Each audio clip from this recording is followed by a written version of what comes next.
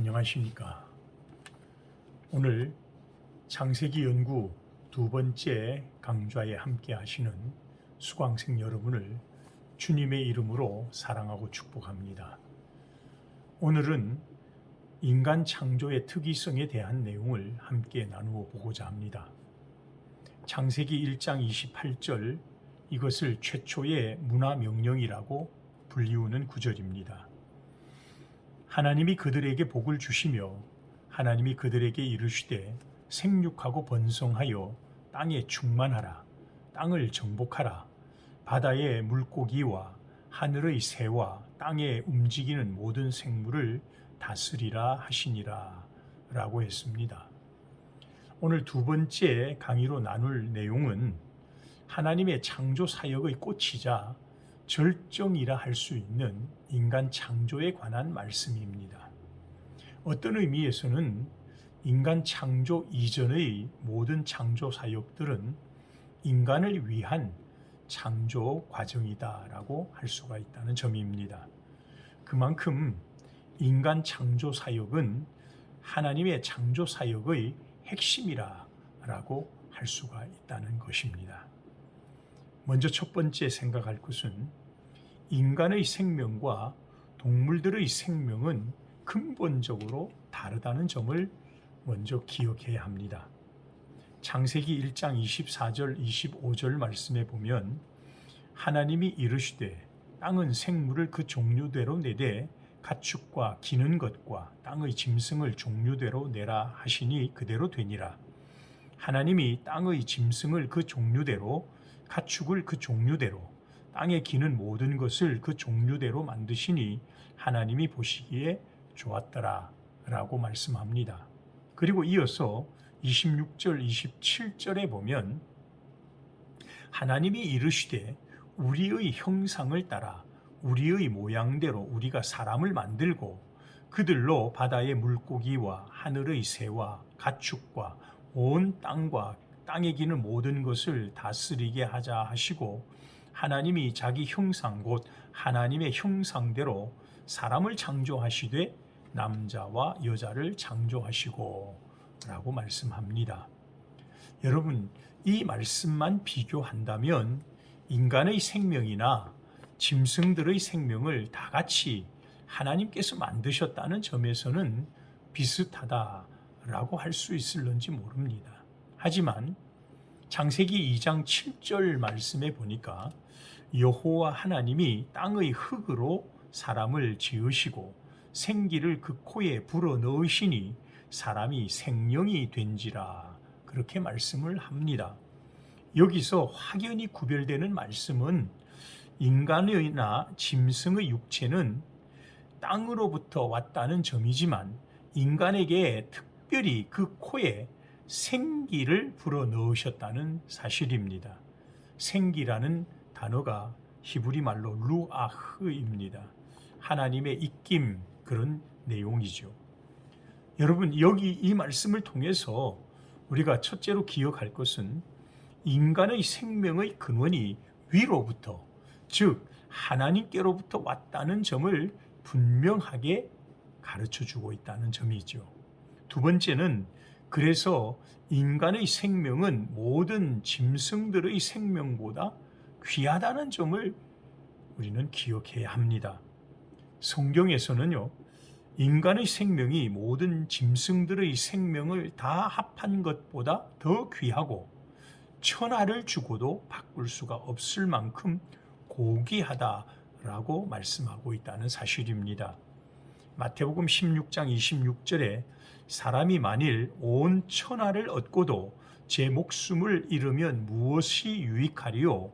사람이 무엇을 주고 제 목숨과 바꾸겠느냐라고 하신 말씀을 기억하시기 바랍니다. 또 예수님께서 마가복음 5장에 보면 군대 귀신 들린 자를 고치실 때에 약 2,000마리나 되는 돼지떼를 희생하시면서까지 귀신 들린 한 영혼을 고치신 사건을 볼 수가 있습니다. 이것은 한 생명의 가치가 2,000마리의 돼지의 생명보다 귀하다는 점을 깨닫게 하는 교훈이라는 점입니다. 여러분, 그렇다고 해서 우리가 짐승들의 생명을 학대하거나 함부로 해서는 안 될 것입니다. 왜냐하면 그 생명들 역시 하나님에 의해서 주어졌기 때문에 귀중하게 다루어야 한다는 점을 꼭 기억할 수 있기를 축복합니다. 두 번째로 생각할 내용은 인간 창조의 특이성을 우리는 성경을 통해서 여러 가지로 생각해 볼 수 있다는 점입니다. 인간 창조의 과정에서 하나님께서 특별히 베푸시는 놀랍고도 특별한 은혜가 많다는 사실입니다. 한 10가지 정도의 특별한 과정에 대하여 살펴보려고 합니다. 첫 번째는 모든 만물들을 다 창조하신 후에 인간을 창조하셨다라는 점입니다. 이것은 이 모든 것들이 인간을 위한 하나님의 은혜였다라는 사실입니다. 인간 창조가 하나님의 창조의 절정임을 우리는 이러한 점을 통해서도 알 수가 있습니다. 또한 인간이 살 수 있는 모든 환경들을 다 갖춘 후에 인간으로 하여금 그것을 누리게 하신 것을 알게 한다는 점입니다.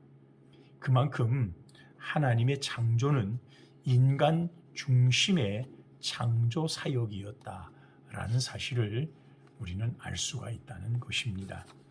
두 번째는 삼위일체 하나님이 세밀하게 의논을 하시면서 인간을 창조하셨다라는 점입니다. 다른 말로 말하면 인간 창조에는 하나님이 심사숙고하시는 과정이 나와 있다, 그 말입니다.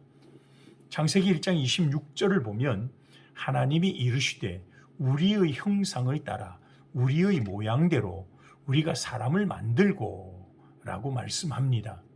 이 말씀에서 보면 삼위 하나님께서 함께 심사숙고 의논하는 내용을 표현해 주고 있다는 사실입니다.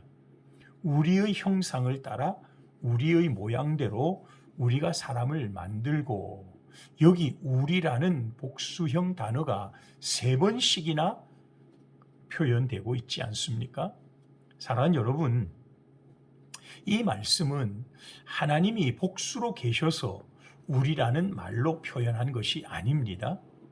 물론 이 말씀에서 우리는 하나님께서 한 분이시면서도 삼위로 계신다는 사실을 알 수 있게 하셔서 하나님은 삼위일체 하나님이시다라고 우리는 하나님의 삼위일체를 증거하는 구절로도 이 말씀을 사용하기도 하죠.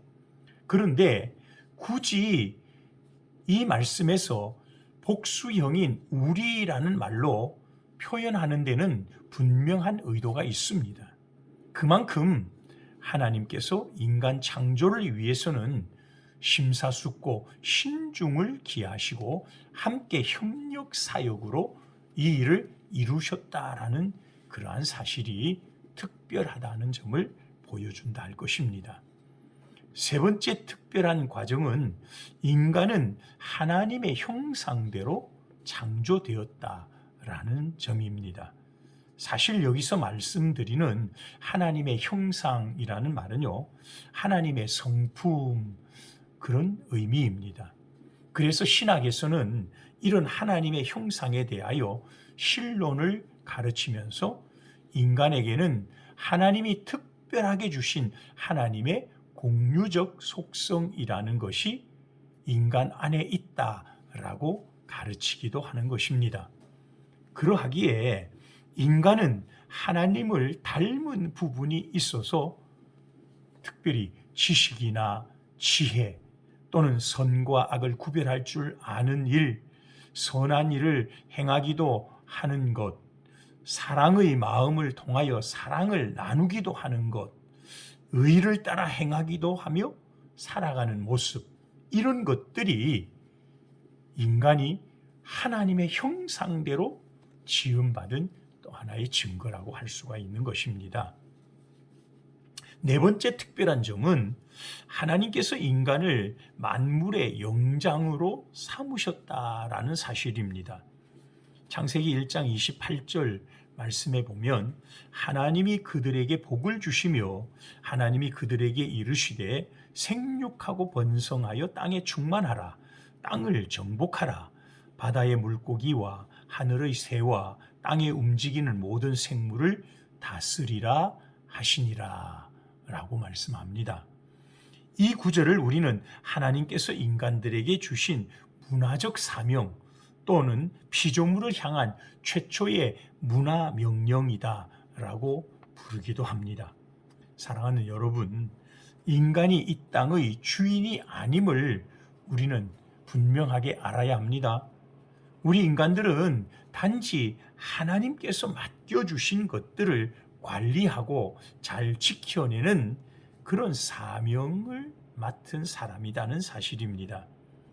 이것은 우리 인간들이 모든 만물들을 향해 소유권을 주장하기 위하여 주신 말씀이 아니라 관리자로서 청지기로서의 사명을 부여받은 것으로 이해해야 한다는 점을 기억할 수 있었으면 좋겠습니다.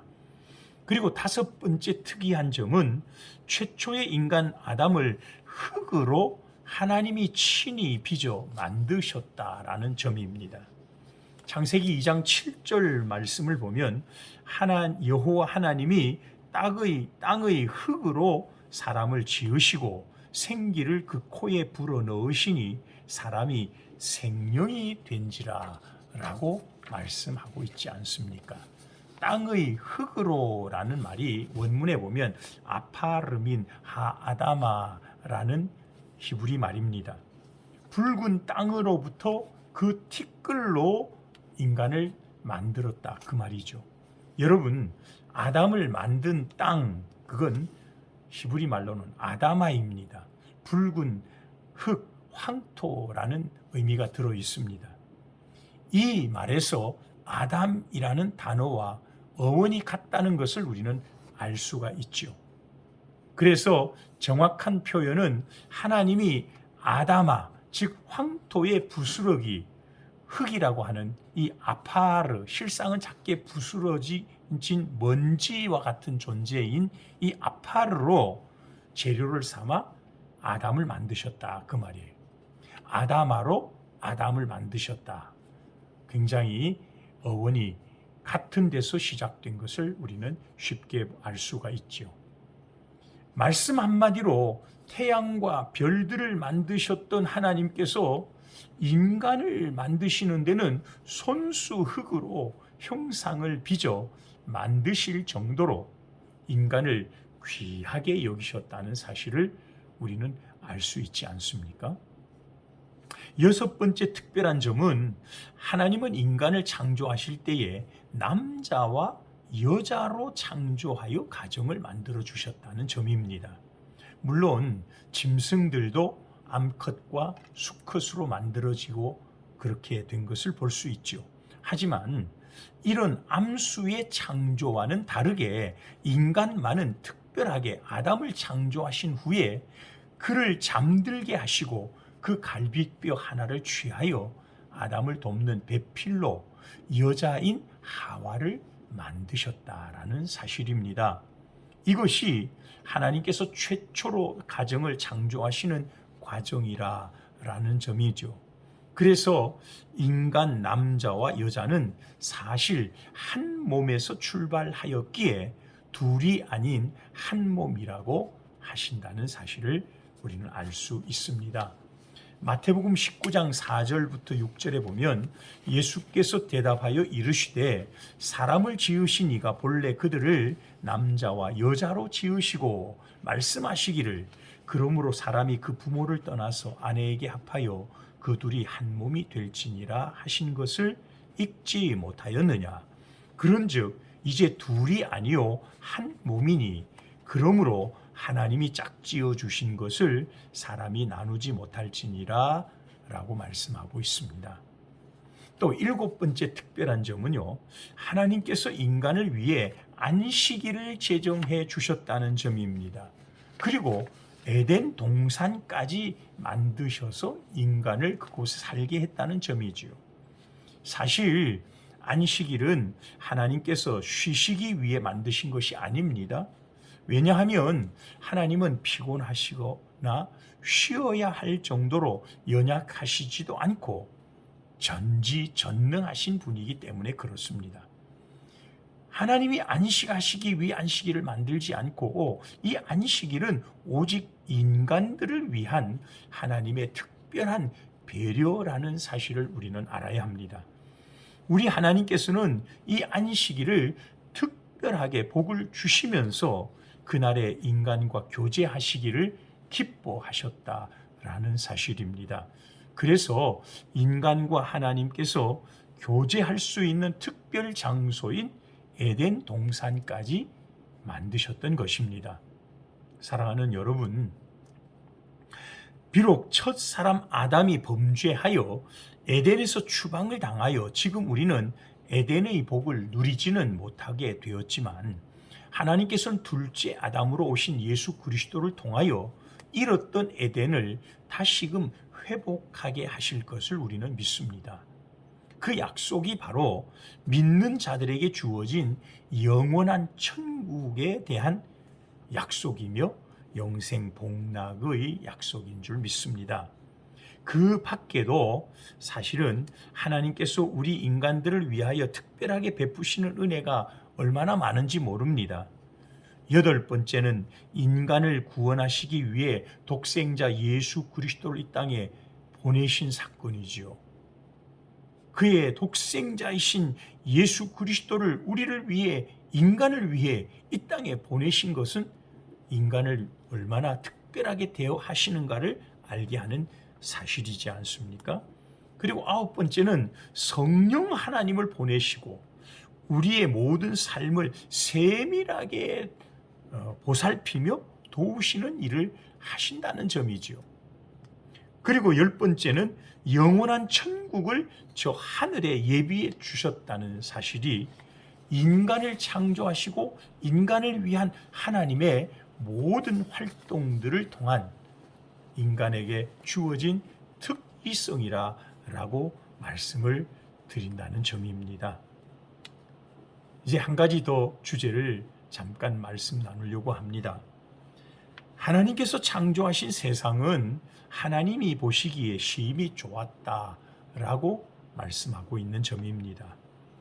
창세기 1장 31절 말씀을 보면 하나님이 지으신 그 모든 것을 보시니 보시기에 심히 좋았더라.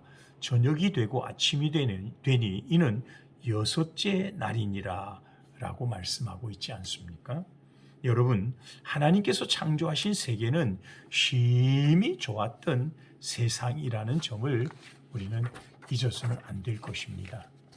하나님께서 창조하신 온 세상은 조화와 질서로 아름다움으로 가득 차 있었다는 사실입니다.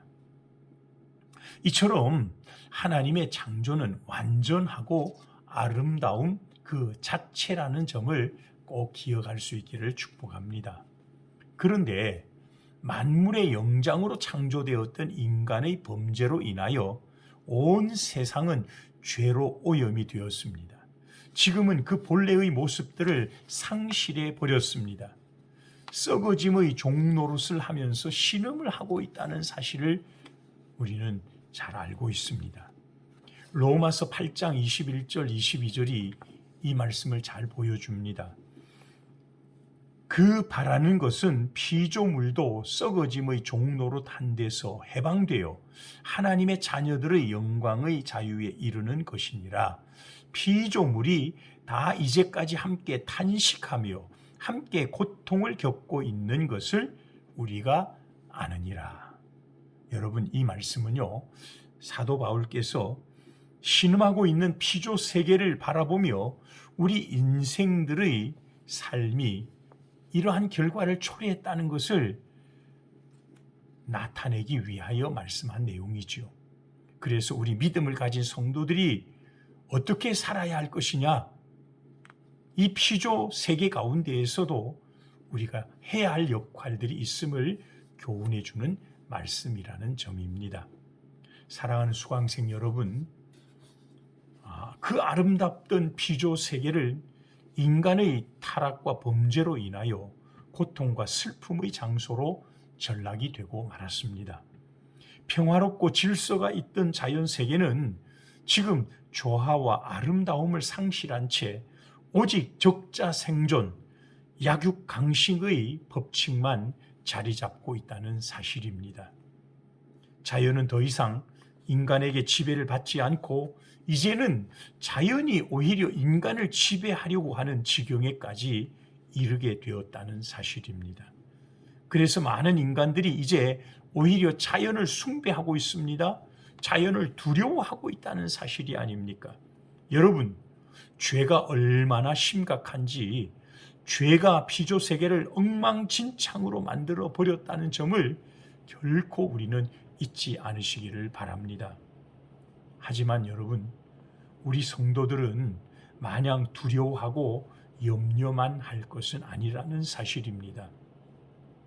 죄가 세상을 온통 고통의 그늘을 드리웠다면 죄의 문제 해결은 그런 엉망진창으로부터 회복을 시사해 주기 때문이라는 사실입니다.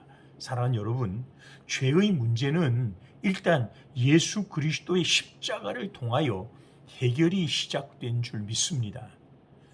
예수 그리스도의 십자가 구속 사역으로 인하여 죄의 문제는 일단 해결이 된 것을 믿으시기 바랍니다. 그리고 주님께서 다시 오시는 그날이 되면 완전하게 해결될 것을 저는 믿습니다. 우리 주님께서 재림하여 오시는 그날에는 인간의 죄로 인하여 부패하고 질서와 조화가 다 무너진 세계를 완전히 새롭게 회복하게 될 것을 믿습니다. 이사야 35장 5절 이하에서 그 점을 미리 예언하고 있습니다. 그때에 맹인의 눈이 밝을 것이며 못 듣는 사람의 귀가 열릴 것이며 그때에 저는 자는 사슴같이 뛸 것이며 말 못하는 자의 혀는 노래하리니 이는 광야에서 물이 솟겠고 사막에서 시내가 흐를 것임이라.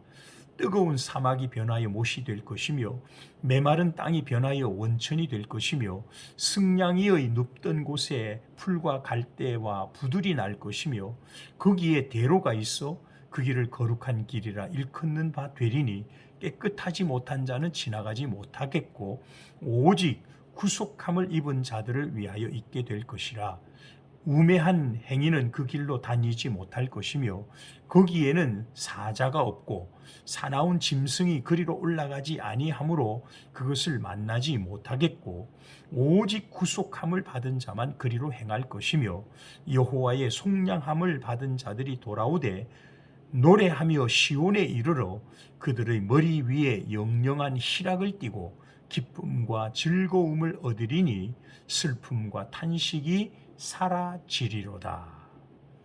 사랑하는 수강생 여러분, 이것이 우리 성도들을 향한 하나님의 확실한 언약이라는 점을 기억할 수 있기를 바랍니다. 또 이사야 11장 6절로 9절에도 이렇게 말합니다. 그때에 이리가 어린 양과 함께 살며 표범이 어린 염소와 함께 누우며 송아지와 어린 사자와 살찐 짐승이 함께 있어 어린 아이에게 끌리며 암소와 곰이 함께 먹으며 그것들의 새끼가 함께 엎드리며 사자가 소처럼 풀을 먹을 것이며 젖 먹는 아이가 독사의 구멍에서 장난하며 젖된 어린 아이가 독사의 굴에 손을 넣을 것이라. 내 거룩한 산 모든 곳에서 해됨도 없고 상함도 없을 것이니 이는 물이 바다를 덮음같이 여호와를 아는 지식이 세상에 충만할 것임이니라. 그렇게 말씀합니다. 이제 마무리하겠습니다. 사랑하는 수강생 여러분, 우리 하나님께서 창조하신 세계는 오직 인간을 중심으로 인간을 위하여 특별하게 창조하셨다는 점을 기억할 수 있기를 축원합니다. 이건 인간만이 하나님의 형상을 입은 존재로 창조되었고 하나님과 더불어 교통하며 살도록 창조되었다는 사실을 기억했으면 합니다. 전도서 12장 13절을 보면 이 일의 결국을 다 들었으니 하나님을 경외하고 그의 명령들을 지킬지어다. 이것이 모든 사람의 본분이니라 라고 했습니다. 우리는 하나님의 창조 목적을 따라 오직 하나님을 경외하고 그 명령을 따라 최선을 다해 섬기며 살아가는 모든 우리 수강생들, 성도님들이 되실 수 있기를 주님의 이름으로 간절히 축복합니다. 오늘 출석 확인은 인간 창조의 과정에서 특별한 점, 제가 한 10가지를 말씀드렸는데 그 중에 가장 마음에 와닿는 것 3가지 정도를 답글로 요약해서 남겨주시면 되겠습니다. 감사합니다.